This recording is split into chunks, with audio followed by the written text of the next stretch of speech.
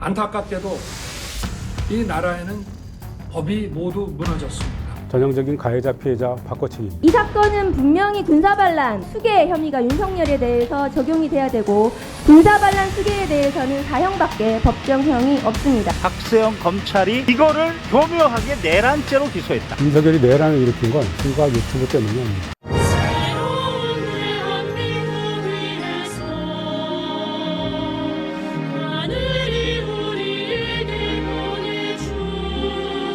노래방 기계까지 빌려다가 군 함정에서 술 파티를 벌였다고 하고, 지인들 보라고 과거 대교에서 폭죽놀이까지 했다고 합니다. 안마를 했다는 거예요. 법무부는 즉시 김건희를 출국 금지하고 본격적인 수사에 착수해야 합니다.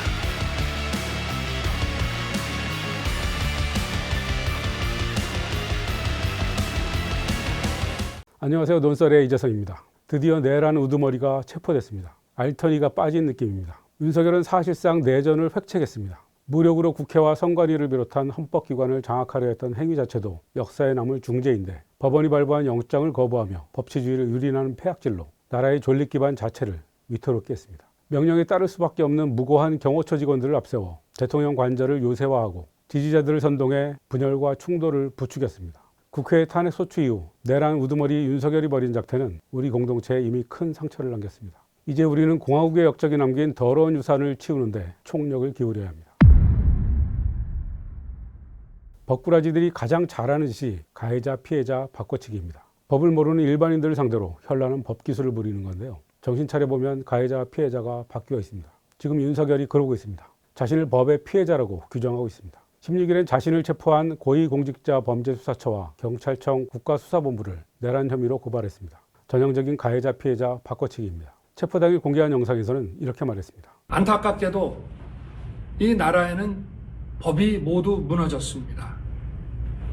수사권이 없는 기관에 영장이 발부되고, 또 영장 심사권이 없는 법원이 체포영장과 압수수색 영장을 발부하는 것을 보면서, 이미 많이 다뤄진 주제이지만 한 번 더 말씀드리겠습니다. 법을 무너뜨리고 있는 것은 윤석열 본인입니다. 공수처는 대통령의 직권남용 혐의에 대한 수사권이 있습니다. 군장성과 경찰 수장 등에게 권한을 넘어서는 일을 강요하여 내란을 일으키게 했으므로 직권남용이 포함된 내란 혐의입니다. 윤석열 쪽이 낸 체포영장 이의 신청을 기각하면서 서울 서부지방법원이 밝힌 내용입니다. 영장 심사권이 없는 법원이란 말은 공수처 관할 법원인 서울중앙지법이 아닌 서울 서부지법이 영장을 발부한 것이 불법이란 주장인데요. 범죄 장소나 증거의 소재지, 피고인의 특별한 사정 등을 고려하여 형사소송법에 따른 관할 법원에 청구할 수 있다는 걸 알면서도 이런 무리한 주장을 펼치는 것입니다. 윤석열 체포영장은 대통령실 관저의 관할 법원인 서울 서부지법이 발부했습니다.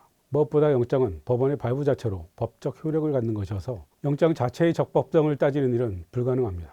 영장에 관한 불복 방법은 두 가지밖에 없습니다. 기각될 경우에 하는 재청구, 발부될 경우에 하는 적부심사입니다. 윤석열 쪽이 서울 서부지법이 관할이 아니라며 서울중앙지법에 신청한 체포 적부심도 16일 밤 기각됐습니다. 판사 쇼핑을 하는 건 공수처가 아니라 윤석열 본인입니다. 그토록 믿었던 서울중앙지법이 체포 적부심을 기각했으니 이제 더 이상 관할 법원 주장은 하지 못할 것입니다. 그럼에도 터무니없는 주장과 행동을 계속 이어갈 것으로 예상합니다. 헌재 출석한 윤석열 변호인단은 허황한 논리와 궤변으로 국민을 당혹스럽게 만들고 있습니다. 계엄군이 국회 유리창을 깬 것은 흥분한 군중을 막기 위해서라거나, 저녁 드라마를 볼 시간에 계엄을 선포한 것은 국회가 계엄 해제를 쉽게 할 수 있도록 한 것이라고 주장합니다.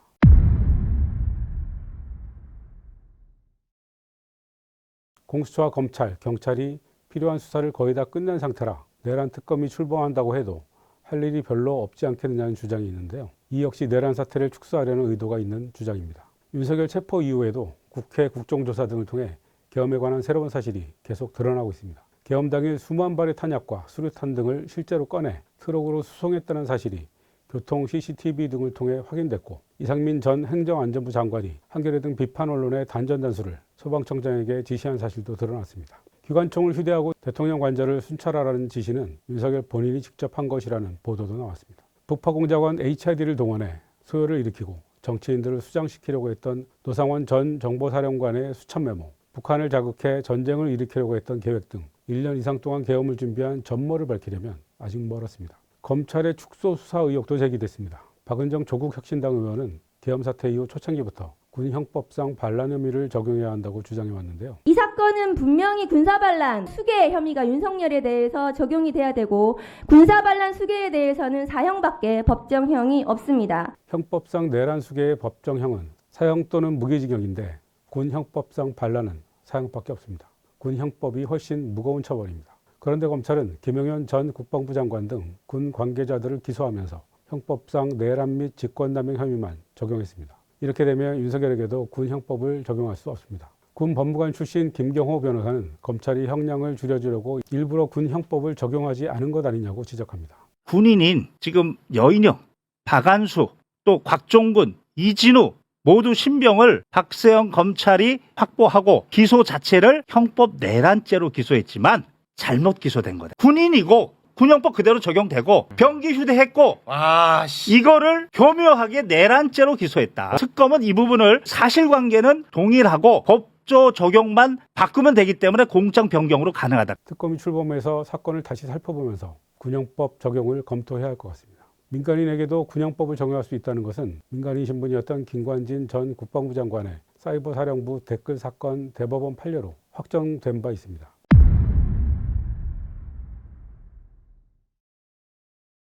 윤석열이 계엄을 선포한 가장 중요한 이유가 부정선거 음모론이라는 사실은 윤석열 스스로 계엄 담화문을 통해 이미 밝힌 바 있습니다. 체포 당일 공개한 페이스북 글은 이 부정선거 음모론의 이론적 배경을 나름 체계적으로 설명합니다. 요약하면 반국가 세력인 야당이 해외 주권 침탈 세력과 결탁하여 선관위 시스템을 해킹해 지난 총선에서 부정선거를 벌였다는 주장입니다. 우리나라 선거에서 부정선거의 증거는 너무나 많습니다.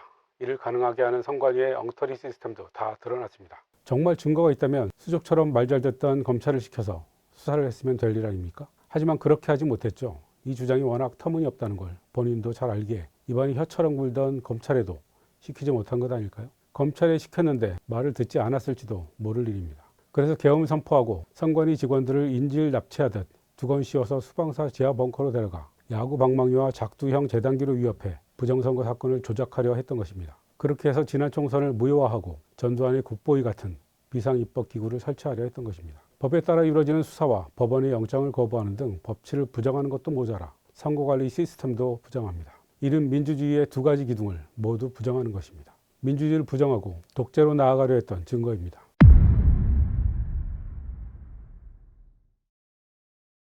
계엄이 선포됐을 때 많은 분들이 술 때문이라거나 유튜브 때문이라는 얘기를 많이 했습니다. 특히 홍성국 전 민주당 의원이 뉴욕타임스에 윤석열 대통령의 내란은 알고리즘 중독으로 인해 시작된 세계 최초의 내란이라고 말해서 화제가 됐는데요. 저는 이런 인식이 단견이라고 생각합니다.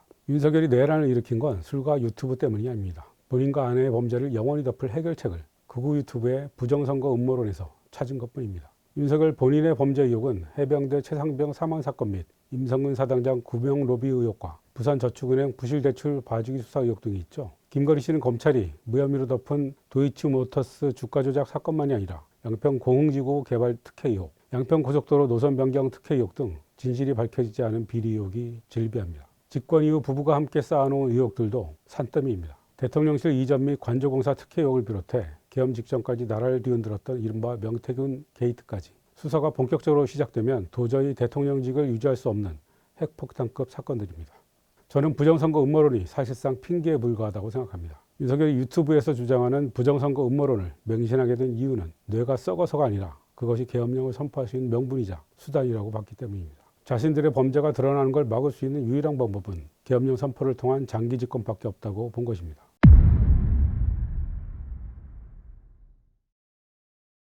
윤석열 체포로 묻히긴 했지만 윤석열, 김건희의 권력 사유와 행태도 하나둘 드러나고 있습니다. 대통령 경호처가 2023년 12월 윤석열 생일에 마치 윤비어천과 같은 헌정곡을 합창했다고 합니다.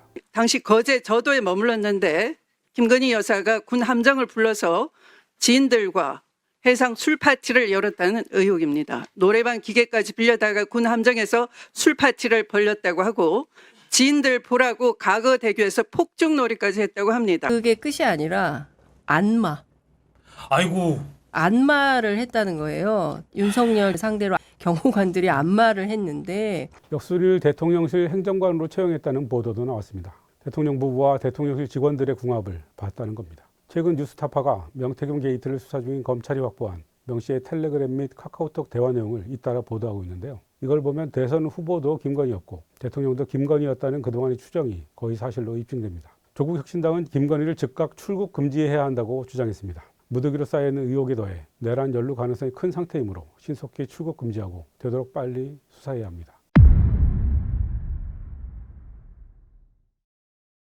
여러분, 윤석열의 변호인이라는 윤곽근 변호사나 윤석열의 친구라는 석동현 변호사를 보면서 무슨 생각을 하시나요? 어떻게 변호사라는 사람이 저렇게 무식한 얘기를 부끄러움도 없이 하지? 라는 생각과 함께 저 사람들은 왜 저렇게 열심히 하지? 라는 생각이 들기도 합니다. 저는 이분들이 선거 출마 욕심이 있어서 그렇다고 생각합니다.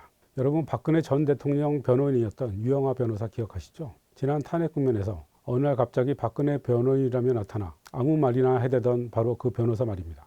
이 사람이 지금 국민의힘 의원입니다. 박근혜 변호사로 떴고 그 후광으로 배지를 달았습니다. 윤곽근 변호사 역시 지난해 총선에서 국민의힘 공천에서 탈락한 정치 지망생입니다. 석동현 변호사의 부인 박영하 명지대 교수도 국민의힘 전신인 한나라당 의원이었습니다. 김민전 국민의힘 의원이 국회에 끌어들여 비난을 받았던 일명 백골단을 조직한 사람이죠. 김정현 반공청년단 대표도 지난해 총선에서 서울 용산구 출마를 준비했던 사람입니다. 이렇게 다들 정치적 욕심이 있는 사람들이 윤석열 옆에 붙어서 내란을 옹호하고 있습니다. 윤석열의 계엄 선포를 막지 못했고 계엄 선포 뒤에도 사실상 윤석열 편을 들고 있는 한덕수와 최상목 권한대행을 비롯한 국무위원들도 마찬가지입니다. 오직 자신의 출세, 자신의 안위밖에 관심이 없습니다. 인사와 승진의 눈이 멀어 계엄령을 실행에 옮겼던 고위 장성들, 경찰 고위직들도 마찬가지입니다. 이게 지금 우리나라 엘리트의 민낯입니다. 윤석열 정부는 사익 추구 세력 그 자체입니다.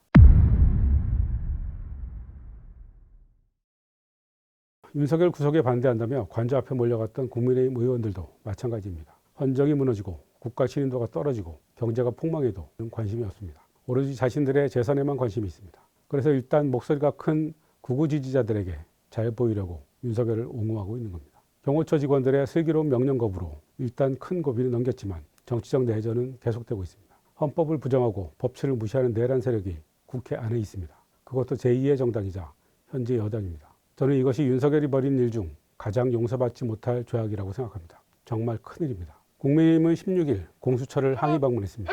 오동훈 공수처장 사퇴와 공수처 해체를 요구했습니다.